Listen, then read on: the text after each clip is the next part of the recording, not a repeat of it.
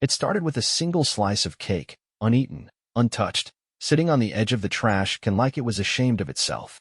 I remember staring at it for a long time, longer than any sane man should stare at pastry. It was her favorite, red velvet with that thick cream cheese frosting she insisted on every damn birthday since we met, and she had scraped the frosting off like it disgusted her. That's what broke the rhythm, not the screaming or crying or lipstick-stained shirts everyone always talks about. Just that lonely piece of cake she tossed after pretending to love it in front of her friends.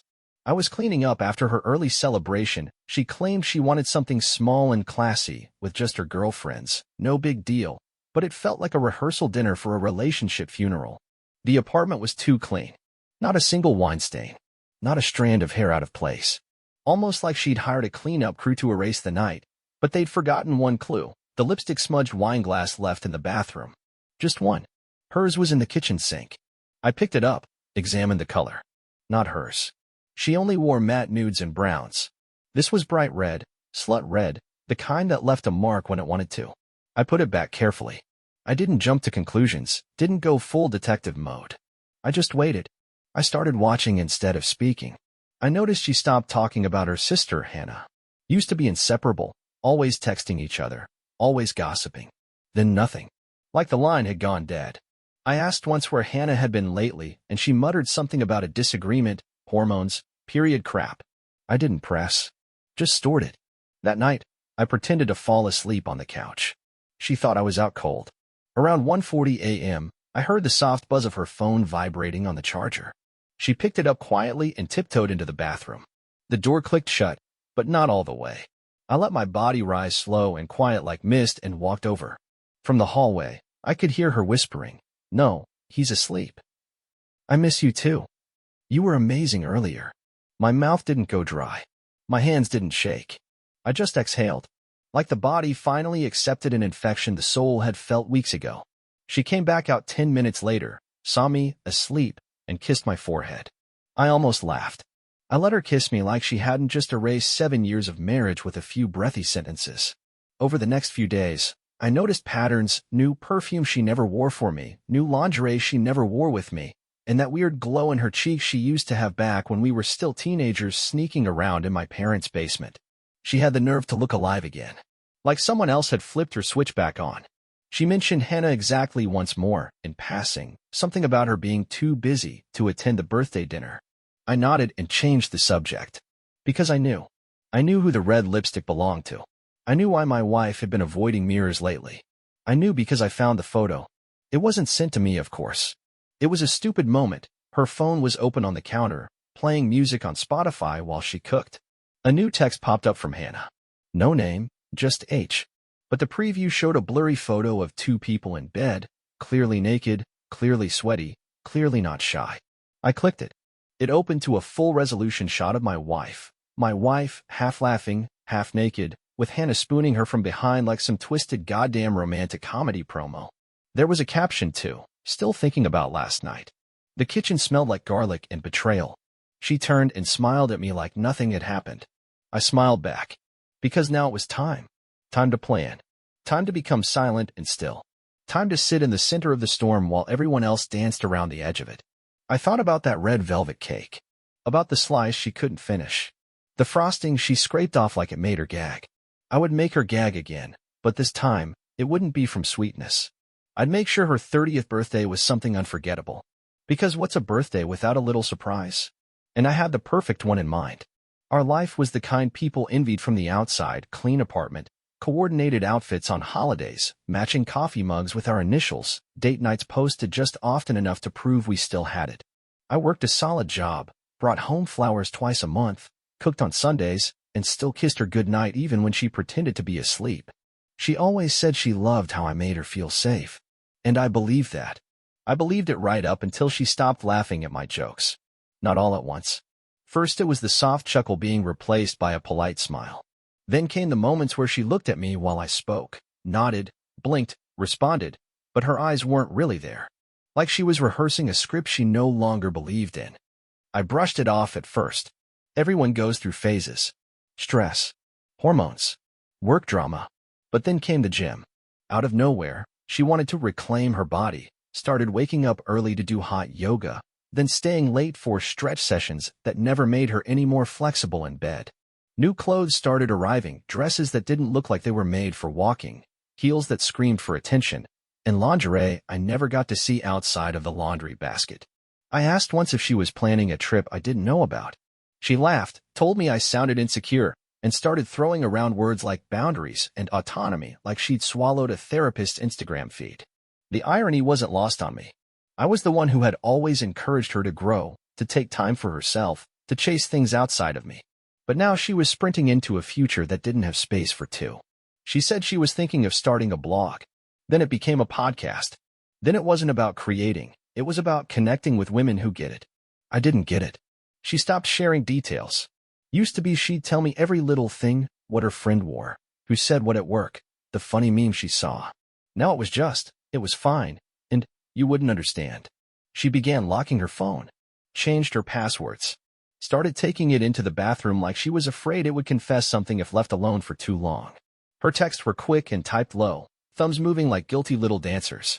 Once, I saw a name I didn't recognize, just an initial, but it vanished before I could ask. She said it was a new friend from her book club. She never had a book in her hand.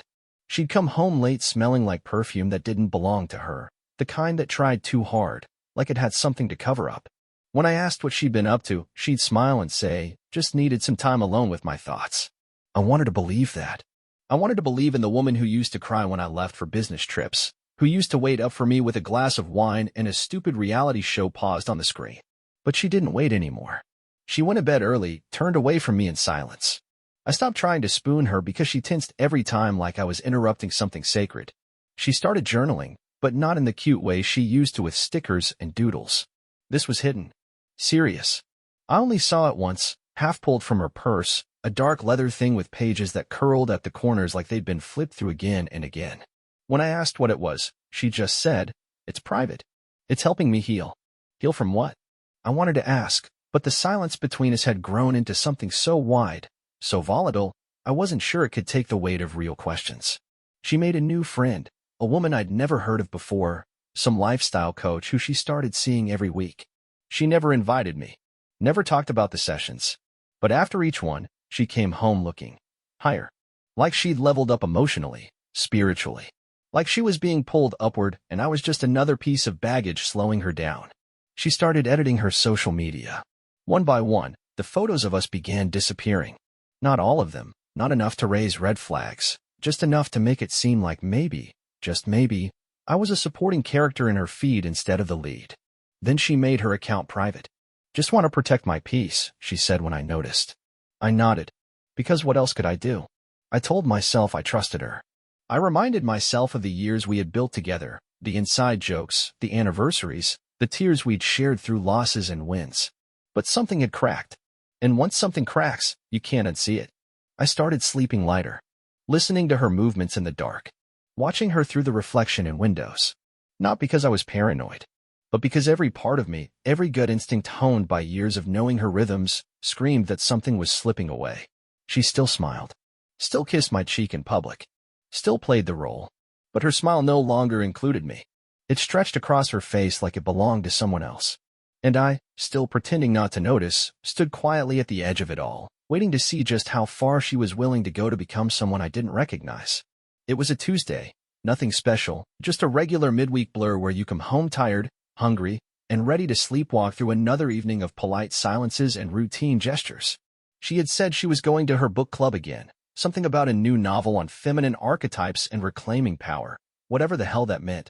But she left too quickly, didn't even kiss me goodbye, just a murmured, "Don't wait up," with eyes that didn't meet mine.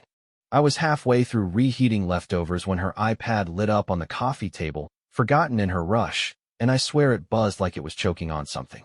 She never left devices unlocked. Used to joke I had curious fingers, but this time, it opened with a single swipe. I didn't go digging, didn't scroll or search. I just saw it. A message thread, already open, like the universe itself wanted me to see. The sender was labeled only H, and I knew instantly, instinctively, it wasn't just some friend or old classmate. The preview showed a photo first. It was her, my wife, bent over in what used to be our guest room, now her little meditation space, wearing nothing but a black silk robe that I had never seen before. Her face was flushed, her eyes half-lidded, mouth open in a way I hadn't seen since the early years, before marriage made things mechanical. The next message hit harder. I still taste you on my tongue. You left a bruise on my thigh. I'll show you tomorrow. I didn't feel the floor drop out. I didn't feel my heart stop. I felt nothing. Just a spreading silence inside my skull, as if my brain had pulled the fire alarm and evacuated, leaving only machinery behind. I stared at the screen. That room. That robe. That look. That wasn't a one-time thing. This wasn't emotional drift. This was planned, rehearsed, indulgent betrayal, like they were proud of it, like hiding it made it even sweeter. And then I saw the name. Not a name, really. Just the contact info at the top when the message expanded. Hannah. Her sister. Her blood. And suddenly every strange little detail from the past few weeks rearranged itself, like puzzle pieces clicking into place. The missing earrings she claimed she lost at yoga, the locked journal with a healing process, the late nights, the boundaries, the smugness. I remembered the birthday party she didn't invite Hannah to. The tension in her voice when I asked about her. The lipstick on the wine glass that didn't belong to my wife. Hannah. Her sister. It wasn't just betrayal anymore. It was incestuous emotional annihilation, the kind of double-edged backstab that makes your stomach cold. I sat down. I didn't speak. Didn't move. Just let the silence expand inside me like smoke in a sealed room. I thought about our wedding. About the night she cried when my mother toasted to a daughter I never had. I thought about the night we lost our first baby. How Hannah had flown out, stayed with us, helped clean the kitchen while my wife slept.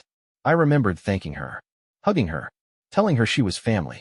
Now they shared a bed behind my back, in the house I paid for, in the room where I used to read before bed. I watched the screen until it dimmed. Didn't touch it. Didn't snoop further. Didn't want more proof. The image was already etched into the back of my skull. She thought she was careful. She thought I was too trusting. And maybe I was. But now I wasn't even a man anymore. I was a weapon waiting to be unsheathed. She came home around midnight, humming some vague pop tune like her soul had been freshly scrubbed. She smiled, kissed my cheek, asked if I had eaten. I said I had. She poured herself wine. Wore pajamas like nothing had happened. I told her I was tired. Went to bed. Listened to her breathe beside me like a woman who thought she was winning. And I just lay there, eyes wide, staring at the ceiling, watching the cracks spread. Because now it wasn't just about the cheating. It was about what it said. About who she really was. About what she thought I was. She thought I was weak.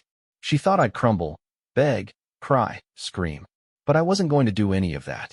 I wasn't going to give her the storm she expected. I was going to become the eye of it. I was going to make her think I was still asleep. Still stupid. Still in love.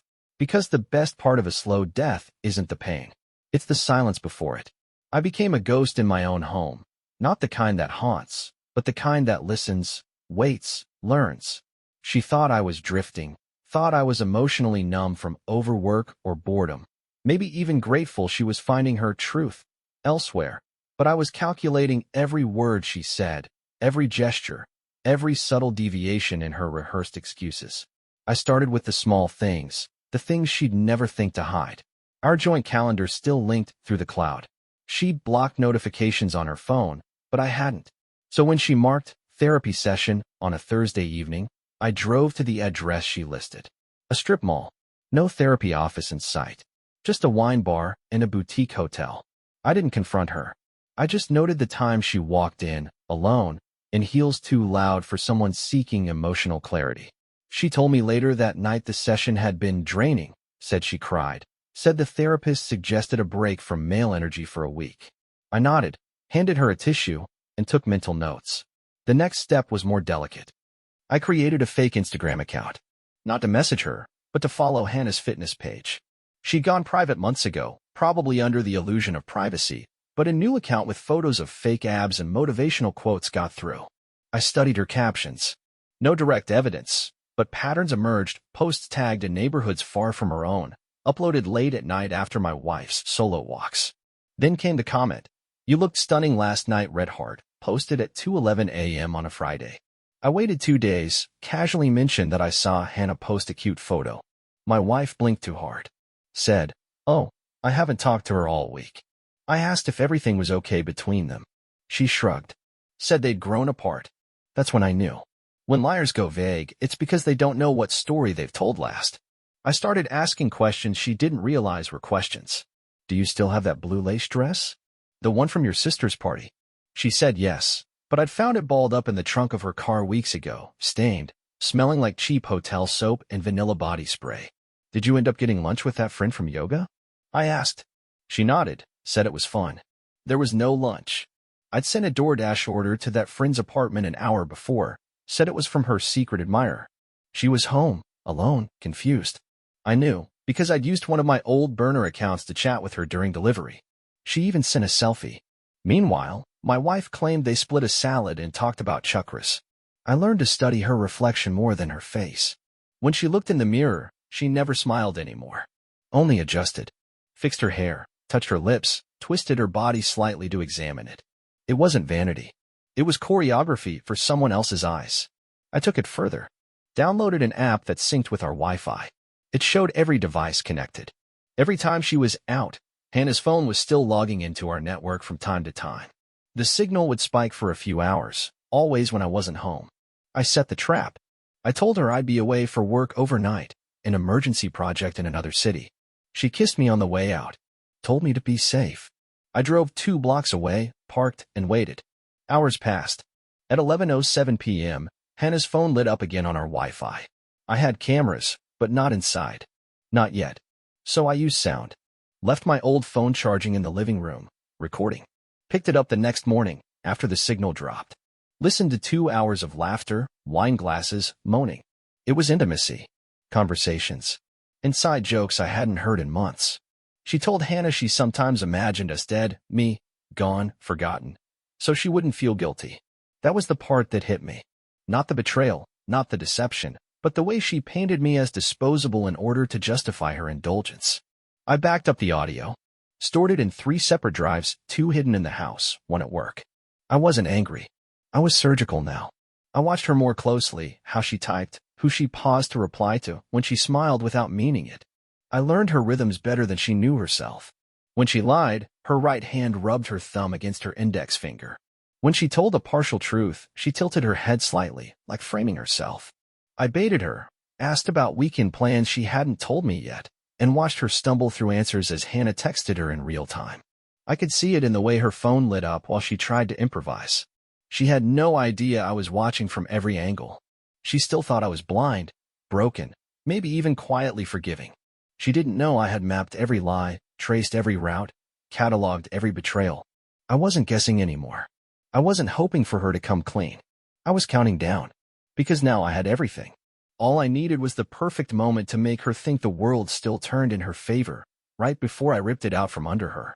I chose her birthday dinner. Not the quiet one she imagined at home, but the one I planned behind her back, lavish, public, and crawling with every person she cared about.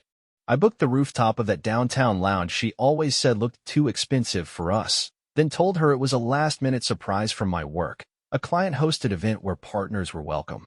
She wore a black silk dress, not realizing it matched the one from the photo Hannah sent weeks ago. Her smile looked real, like she believed for a second she'd won. The room was filled with old friends, co-workers, even her mother, invited by me, told it was a private celebration of her strength, her beauty, her new chapter.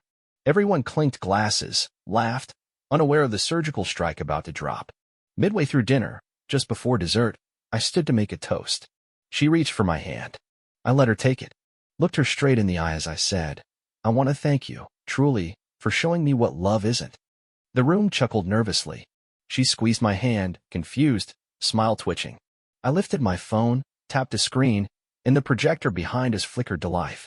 The first image, her in our guest room, bent over, Hannah's face in the mirror behind her, half-cropped but unmistakable. Gasps echoed. Forks dropped. Her hand released mine instantly, like it burned. The second photo, their texts. Explicit. Graphic. Signed with hearts and memories they made in my home.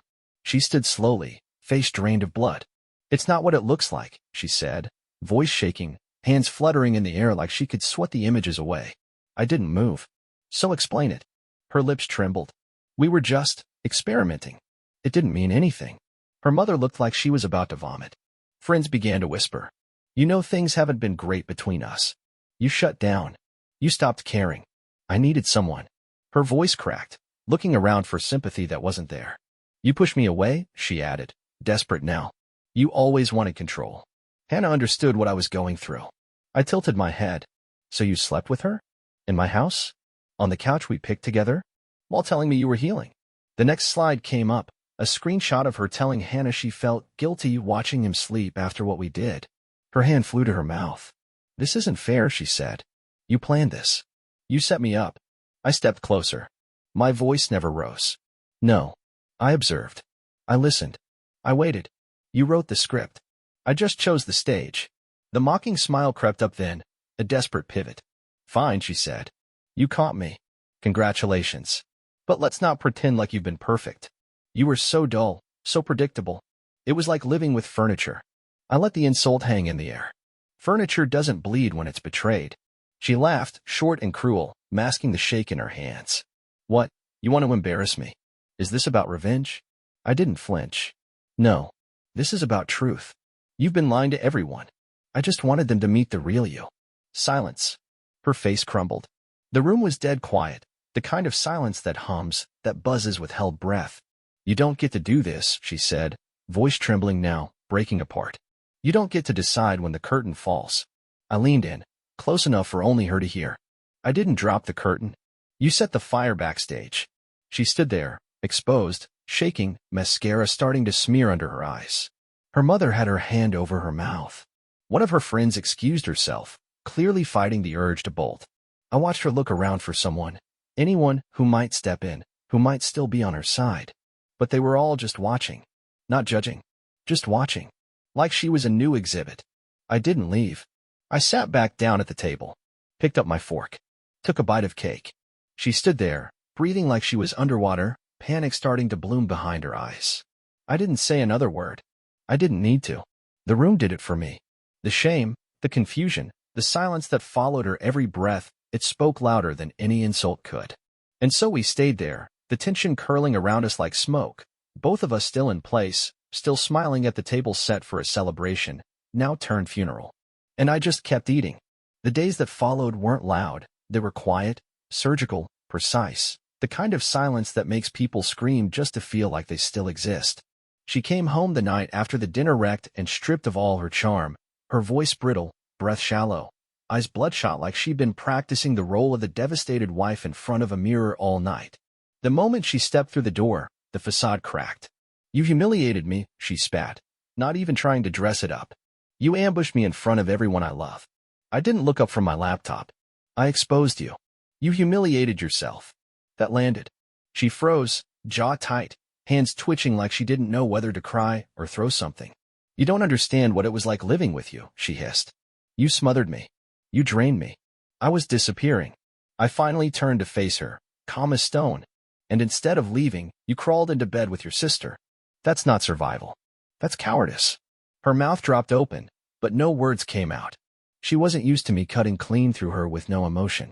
No yelling, no begging, just fact. Cold. I stood, walked past her toward the kitchen. Don't walk away from me, she snapped, following. You think you're so noble? So righteous? You weren't even a real man. I poured myself coffee. A real man doesn't tolerate being treated like an afterthought. She barked out a bitter laugh. You were boring. You stopped trying years ago. I needed more. I needed to feel something again. I turned to her. I steady. Then you should have left. But instead, you betrayed the only person who stayed when you were nothing but broken pieces. She flinched, lips tightening. You think this makes you strong? Publicly humiliating me like that? You think people respect you now? I shrugged. I didn't do it for respect. I did it so I'd never hear another lie fall from your lips without witnesses. That shut her up again. She started pacing, wild-eyed, her voice pitching higher. I was lost, okay? I didn't plan it. It just happened. I was vulnerable. And she listened. She saw me. Her voice cracked like she wanted that to mean something. I sipped my coffee. She saw you. And then you let her inside you. Multiple times. Under this roof. While I slept 12 feet away.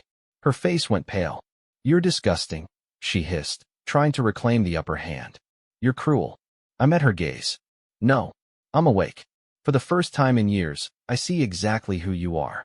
She looked like she wanted to scream. Like she thought if she could just raise her voice enough, the timeline would bend back to her favor. I gave you my best years, she said. I sacrificed for you. I supported your dreams. My smile didn't reach my eyes. No. You supported the version of me that paid your bills, made you look good on holidays, and kept quiet while you built a fantasy out of infidelity and gaslight. She shook her head violently. You don't get to rewrite history. I loved you. I raised an eyebrow. Did you love me before or after you told your sister you wished I was dead so you wouldn't feel guilty? She recoiled like I'd slapped her. You listened to that. I listened to everything, I said. Because love isn't a word you throw over betrayal to make it sound romantic. Her voice dropped, low and shaking. So what now? You just leave? Throw away everything. I looked her dead in the eyes. You already did. She stood there, trembling, not from fear of me, but from the realization that I no longer feared her, that her manipulations fell flat, that I no longer cared about her tears, her anger, her grief. She wasn't a storm anymore. She was a puddle I could step over without looking back. You were supposed to fight for us, she said finally, voice hoarse, clinging to the last vestige of some scripted narrative. I moved past her, headed for the door. You killed us. I'm just burying the body. She didn't follow. She didn't speak. She just stood there, unraveling. Because nothing terrifies a manipulator more than indifference. Then watching the person they thought they owned walk out without even slamming the door. I didn't sleep much after the confrontation, not because of stress or heartbreak, but because my mind was locked into gear, a machine built for calculation, and I had no intention of letting this collapse end in silence. I'd given her enough time to believe she still had options. Let her pace the house barefoot in her robe, chain-drinking herbal teas like it would cure betrayal, trying out different versions of the victim in the mirror. Meanwhile, I was building the final act, quietly, efficiently, with the cold focus of a surgeon who knows exactly where to cut to make it bleed the most. The first step was digital. Every text, every email, every audio recording I compiled was backed up on 3 hard drives, one hidden in the safe, one mailed to a trusted friend, and one encrypted in cloud storage under a new account she'd never find. Then came the financial locks. I had access to every account we shared, checking, savings, investment. She never bothered to learn how any of it worked, too busy finding herself, while I paid the bills. I transferred my salary out of our joint account into a private one under my name only. Froze the joint credit cards. Redirected automatic deposits and payments. Canceled her gym membership, the wine subscription, the boutique streaming services she used to watch foreign films with Hannah. The Tesla she loved driving, technically mine. I scheduled a mobile service visit, handed over the second key, and moved it to a friend's garage 2 neighborhoods away. She called the bank once, confused, asking why her card declined while trying to buy some organic face serum. I told her it was probably fraud. She nodded, too embarrassed to admit she didn't understand our finances well enough to dispute it. I moved on to the legal groundwork. I found the best divorce attorney in the city, someone who didn't smile much, spoke in blunt terms, and didn't ask unnecessary questions. We filed quietly, served the papers through a courier who dropped them off at her yoga studio, right after her class ended. No scene, just an envelope with her name on it, and a receipt for delivery. Inside, the petition for divorce, the asset division plan, the custody proposal. We didn't have kids, but we had a dog she loved like a child. I filed for sole ownership. Included the vet bills, all under my name, every receipt meticulously kept. I had medical records, microchip registration, even video evidence of her leaving the dog home alone for over 12 hours while she was out journaling. Legally, it was abandonment. The dog was mine. I sent copies of the affair proof to her parents, burned to a USB drive, wrapped in a clean envelope labeled "For your awareness." No message. No accusations. Just facts. Cold, clean, impossible to deny. Her mother called once, left a voicemail sobbing. Her father didn't speak, just texted me 2 words. I'm sorry. I sent the same file to her boss. Not through her company email, that would have been too obvious. I mailed a flash drive to his office, marked as confidential, addressed only to him. No drama, no scandal, just a simple note. I believe this employee has been misrepresenting their time and conduct during work hours. I trust you'll handle it appropriately. Inside were timestamps, geolocation data, text and images that proved she'd been meeting Hannah during work hours, logging hours she hadn't worked, sometimes even using sick days to spend afternoons at boutique hotels. HR did the rest. Within a week, she was suspended for review. She cried about it, of course, blamed a toxic work culture. I just nodded, offered no comfort. I changed the locks while she was out, legally allowed, given we were mid-divorce and the home was purchased solely under my name. Packed her belongings into clear plastic bins, labeled each with dates and contents, stacked neatly in the garage. No damage. No spite. Just removal. I rented a small apartment near the city, temporary, minimal, cold. She never asked where I went during those nights away, too busy unraveling her life one thread at a time. I notified mutual friends, not with gossip, but with facts. Sent a brief message. I wanted you to hear it from me. She had an ongoing affair with her sister in our home during our marriage. I've filed for divorce. I won't be discussing it further. Most didn't reply. Some sent condolences. One or two said they always suspected something. The ripple effect began. The social invitations dried up. Her phone buzzed less. The safe little illusion she built began to crack at the edges. She still tried to play nice at first, asking if we could talk, wondering if I was okay, offering late-night small talk like the past year hadn't been a car crash in slow motion. I said nothing beyond logistics. I wasn't angry. I wasn't heartbroken. I was simply done. Every move I made was a stitch in her unraveling tapestry, pulling the thread just slowly enough that she could feel each fiber loosen beneath her fingertips. She thought she still had time. She didn't realize I'd already finished the game 3 moves ago. She was just now arriving at the checkmate. It happened on a Sunday, 2 weeks after she'd been served, during what was supposed to be her cousin's engagement brunch, a soft, upscale affair hosted at her aunt's country club, where everyone wore linen and laughed too loudly at nothing. She insisted on going, dressed to kill in a white pantsuit like she thought power could be sewn into fabric, still pretending nothing had collapsed around her. She told people she and I were taking time apart, that she was focusing on herself, that we were being mature about it. The room buzzed with champagne and idle gossip, but I was already 3 steps ahead. I had RSVP'd separately. I arrived late, deliberately, walked in through the side door with a flash drive in my jacket pocket and 3 people in the room already waiting for the moment. Her mother, her best friend Mia, and her cousin, the bride-to-be. When I walked in, heads turned, and I watched her freeze. Her smile faltered for just a moment, but she recovered quickly, gave me that smile she used to use when trying to calm a storm she started. I didn't smile back. I walked up to the microphone before anyone could stop me.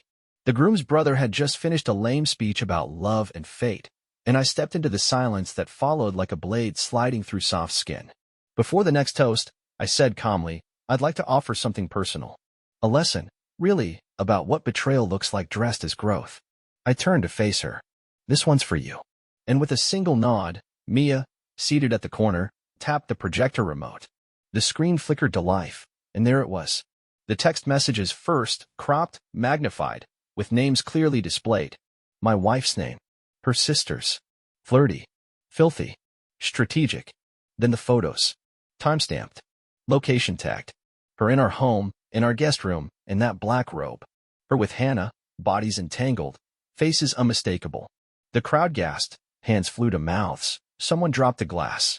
Her mother stood slowly, eyes wide and lips trembling, and walked out without a word. Her aunt, who had just complimented her outfit, turned away like she couldn't stand to be in the same air. The bride-to-be whispered something to her fiancé and walked over to the screen, squinting, confirming what everyone already knew. Mia stood beside me now, silent but strong. She hadn't known the full story until I showed her. She cried when she saw it. Said she felt dirty for ever defending my wife. Now she stood with me. That mattered.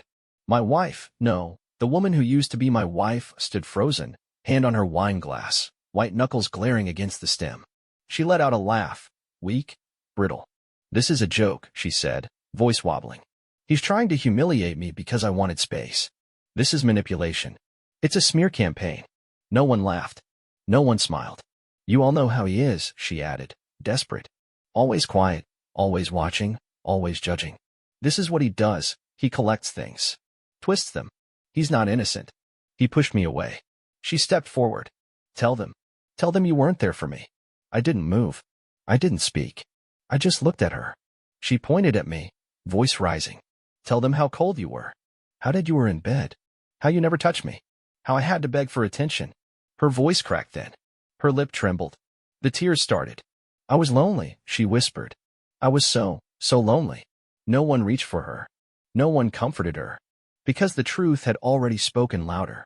It was on the screen. In the air. In the silence that followed every lie she tried to float. She turned to Mia. You're my best friend. You know me. Say something. Mia looked her straight in the eye. I knew you. I don't know what you are now. That's when she broke. The sob ripped from her throat like something dying, and she dropped the glass. It shattered across the floor, the sound sharp, final. She covered her face and sank down to the chair behind her, breath hitching, mascara streaking down her cheeks in lines even shame couldn't hide. No one moved to help. She sat there, alone in the room she used to command, surrounded by linen, silverware, and silent witnesses. I didn't speak. I didn't leave. I stood right there, a monument to everything she lost. She looked up at me through smeared lashes and saw what she feared most, not anger, not revenge, but indifference. Cold. Measured. Finished. And in that moment, it hit her. There was nothing left to manipulate. The mask was gone. The audience had seen the real performance. And I was still standing, watching her fall in real time. It was supposed to be her cousin's wedding rehearsal dinner, an elegant affair with white linens, soft jazz, and enough champagne to numb the tension that still lingered weeks after the fallout. I hadn't planned on attending, but her aunt insisted, said it would be good for closure. I showed up late, again, slipping into the venue as laughter echoed off the marble. She was already there, laughing a little too loudly with a group of old friends, pretending the air wasn't heavy with judgment. Her mother saw me first. Her face flickered with something between hope and dread, and then the crowd shifted, and my ex-wife turned, froze, and for a single second, I saw her drop the smile like a glass in her hand. You don't belong here, she said, loud enough to make heads turn. You made your point weeks ago. This is my family's night. I looked at her, calm but charged, every step I took echoing like a drumbeat as I moved toward her. You think a new dress and a fake smile erase what you did? She straightened her spine, all posture and deflection. I'm trying to move on. You should too. Move on. I barked a laugh. You shattered a marriage, crawled into bed with your own sister, and now you're rebranding as a misunderstood victim in white linen? A hush spread like fire across the room. Her father stood slowly. Her cousin looked like she wanted to crawl under a table. Don't do this here, she hissed. You've already humiliated me once. Don't you dare, don't dare. I stepped closer, inches from her now, voice low but sharp. You brought Hannah into our bed. You brought betrayal into our home. And you have the nerve to talk about dignity? Someone whispered. What did he say? Someone else was already filming. I saw it out of the corner of my eye, a phone held low, pointed right at us. She threw her arms wide. Fine. You want a show? Let's give them one. Her voice cracked, desperation leaking through. He was never present, never affectionate. I begged for his attention and all I got was silence. Do you know how lonely that is? To live with a man who's more in love with control than with you? Control? I cut in, laughing bitterly. You think I was controlling because I wanted honesty? Because I expected fidelity? I wasn't absent. I was blind. Blinded by loyalty to a woman who traded integrity for impulse. Oh, don't pretend you were some saint, she yelled. You were boring. Predictable. You made me feel like a ghost in my own life. Her voice was shaking now, eyes red, the edges of her mask crumbling with every syllable. So you turned to your sister? I said, voice cold. You didn't look for passion. You looked for power. And now the only thing you have left is shame. Screw you, she screamed, and a collective gasp ran through the crowd. Her mother stepped forward, trying to grab her wrist. Sweetheart, please, no. She pulled back, wild-eyed. I gave everything to this man, and he made me feel worthless. You were worthless, a voice cut in, not mine. Everyone turned. It was her sister, Hannah, standing just inside the doorway, eyes rimmed in red, face pale. I was a mistake. But what you did to him, this is who you really are. My ex-wife's knees buckled slightly. No, you don't get to. I was never in love with you, Hannah said. You were just dangerous. Addictive. But now? I can't even look at you without feeling sick. Chaos broke. Someone knocked over a wine glass. Her aunt was trying to usher people out. The room had split into silent stares and frantic whispers. But I didn't move. I stepped closer, low and final. You want to know the worst part? I said, my voice slicing through the noise. I would have forgiven you. Not because you deserved it, but because I believed in what we built. I was ready to fight for you. And you chose to burn it all for a secret that couldn't even survive the daylight. She opened her mouth, but nothing came out. Just a soft, strangled sob. You did this, I whispered, and you still can't take responsibility. That's what makes you pathetic. Her face crumpled, hands shaking, shoulders hunched like a scolded child in front of strangers. Please, please stop, she whispered. I can't. You already did, I replied, stepping back. I'm just finishing what you started. I turned, walked past the shocked guests, past Hannah, past her mother, who looked like she might break in two, and didn't look back. Not when she sobbed. Not when she screamed my name. Not when someone tried to reach out to stop me. I walked out of that room with every eye on me, and left her standing there in a puddle of her own destruction, the truth ringing in her ears louder than anything she'd ever said. It didn't take long for the dominoes to fall. First, the job HR didn't announce it publicly, of course, but corporate cleanup always starts quietly. One morning her keycard just stopped working, and by noon, her access to the company's server was revoked. No one called. No one explained. They didn't need to. Her phone stopped buzzing after that. The friends who used to hype up her Instagram stories vanished like they'd never existed. Her once meticulously curated posts, filtered lattes, sunset yoga, shallow captions about healing stopped getting likes. Comments dried up. A few people unfollowed her silently. A few blocked her loudly. Word had traveled, and unlike her, the truth didn't need filters to go viral. Hannah left town completely, reportedly moved in with some older woman upstate. She never looked back. No goodbye. No closure. Just another selfish escape artist, gone when the spotlight turned ugly. Her parents cut contact within days of the wedding rehearsal. Her father wouldn't take her calls, and her mother reportedly told a mutual family friend she no longer recognized the girl she raised. When her lease ended, she didn't renew. Couldn't. Rent had gone up, and she didn't have the money or the pride left to beg for help. She relocated 2 towns over, to some rundown apartment complex with a view of the back alley and dumpsters. Got a job at a chain pharmacy, the kind where the managers don't ask questions as long as you clock in and wear a name tag. That's who she became, a name tag. A walking apology in a uniform she never imagined for herself. One night, months later, she showed up outside my place. She didn't call first. Didn't text. Just knocked. I opened the door to find her standing there in a hoodie too big for her and no makeup, her eyes sunken, her lips cracked. She looked like time had stopped caring about her, like even gravity had started pulling harder on her bones. I didn't know where else to go, she said. Everyone's gone. No one talks to me. I had to see you. I didn't speak. I just looked at her like you look at a stranger who has your name written on a piece of paper but doesn't know how to pronounce it. I still love you, she whispered. I know you hate me, and I deserve it, but I can't sleep. I can't eat. I see you in everything. You were the only real thing I ever had. She started crying then, ugly, desperate sobs, the kind that don't ask for forgiveness, that just want you to pretend none of it happened. She reached out like she thought I might hug her, like muscle memory might override betrayal. I stepped back. Strange, I said, voice even.